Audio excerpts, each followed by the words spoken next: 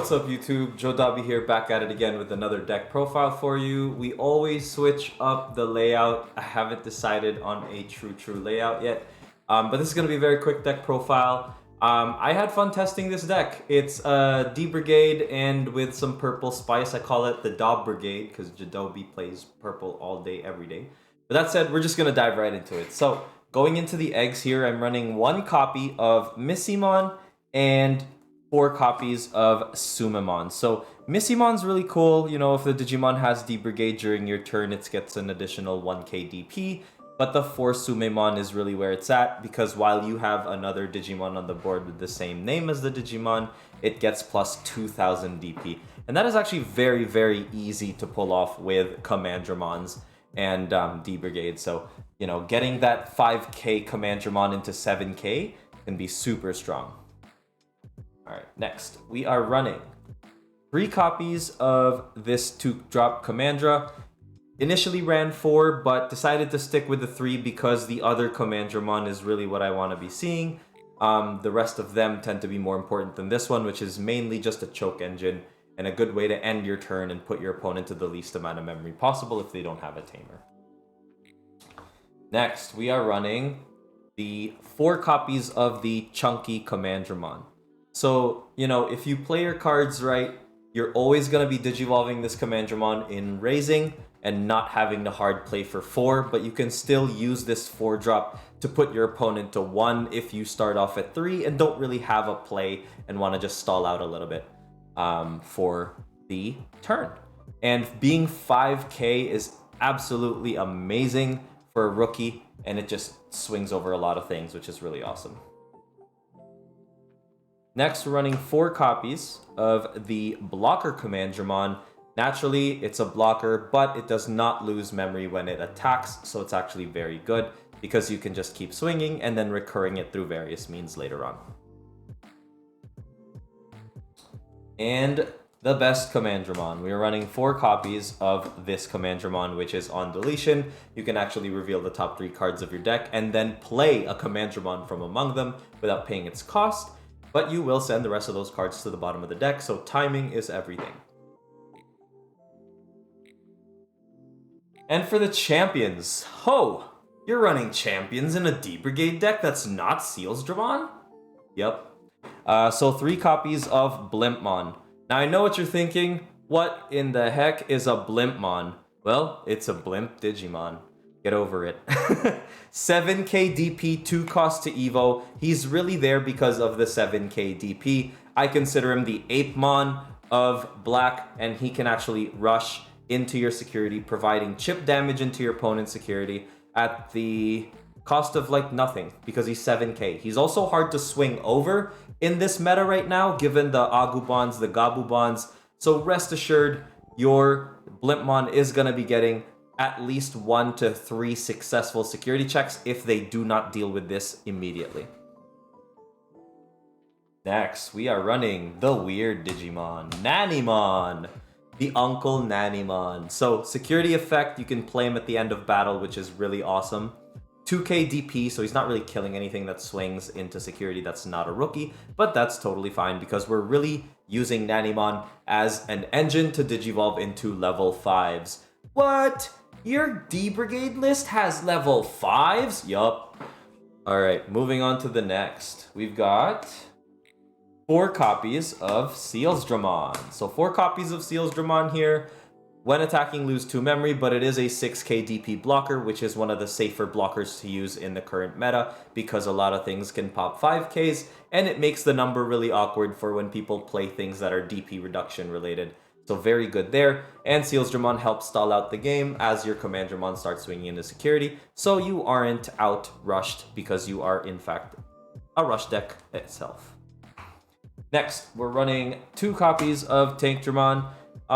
When one of your Digimon with D-Brigade and its types deleted, reveal the top 2 cards of your deck, then you may play 1 Commandramon from among them without paying its memory cost, and then the rest go to the bottom. So it actually stacks very well with this Commandramon.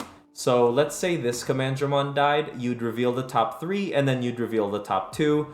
and kind of just potentially bring out 2 Commandramon as a result of it, which is really awesome.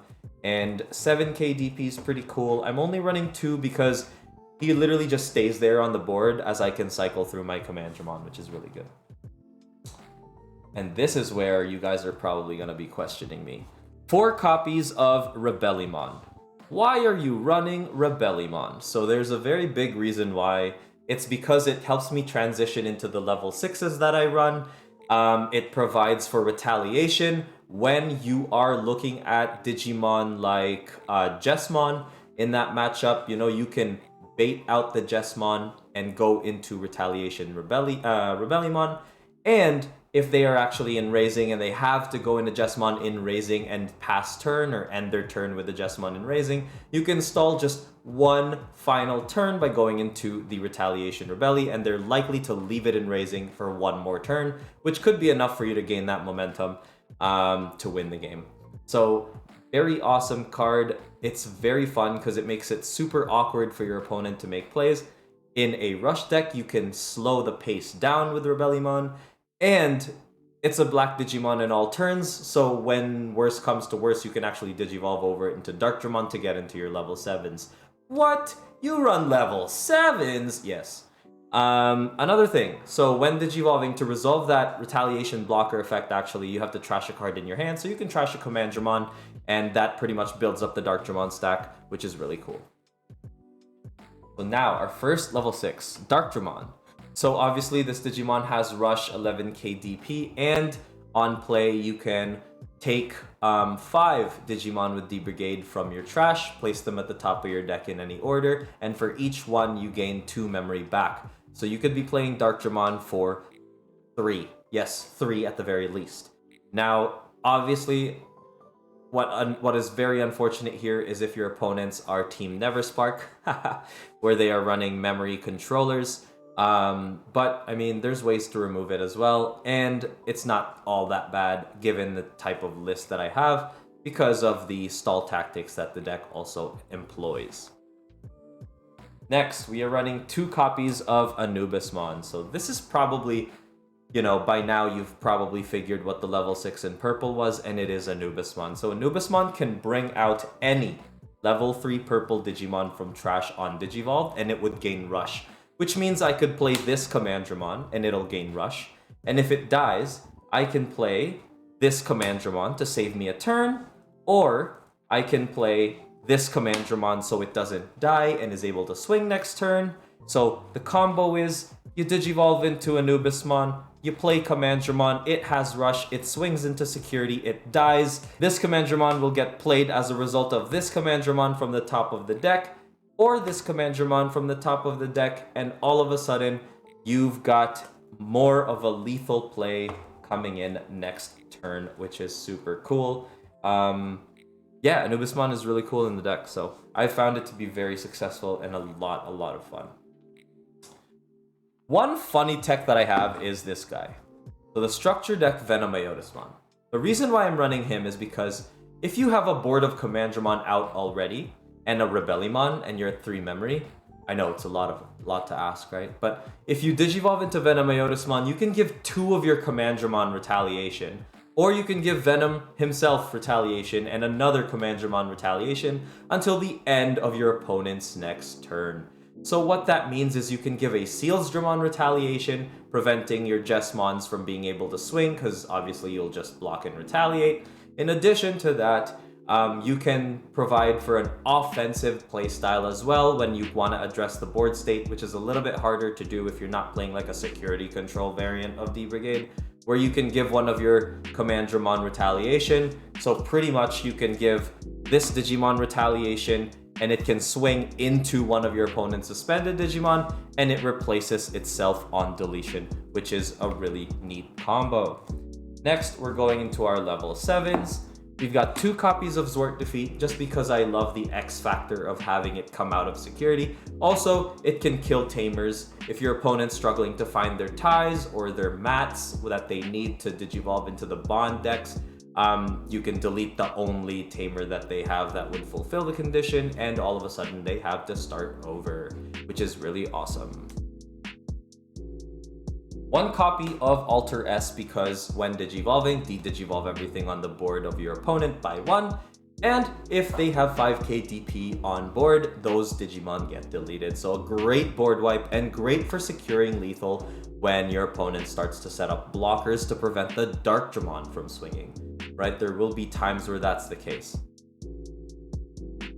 And lastly, 1 tech of Millenniumon for just the Craniumon matchup, really. Alter S does the same thing, just de-Digivolves the Craniumon and all that good stuff. But Millenniumon is stickier, he's harder to remove, which is why I have the 1 of. And that covers all the Digimon, so we're just gonna go into the Tamers real quick.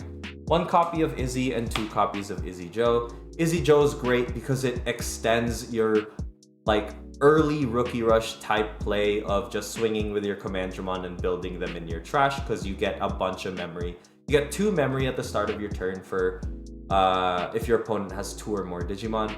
And Izzy just allows you to prepare for your next turn on play, and you actually gain a memory back if all those Digimon happen to be black. In addition to that, it's a memory tamer, so you always start at 3.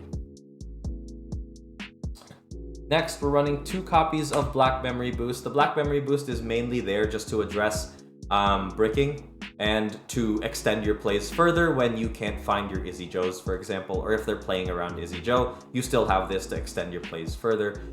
You can look at the top 4 cards of your deck and look for your Darkdramons and all that and add them to your hand, and then place everything else to the bottom, which is pretty neat.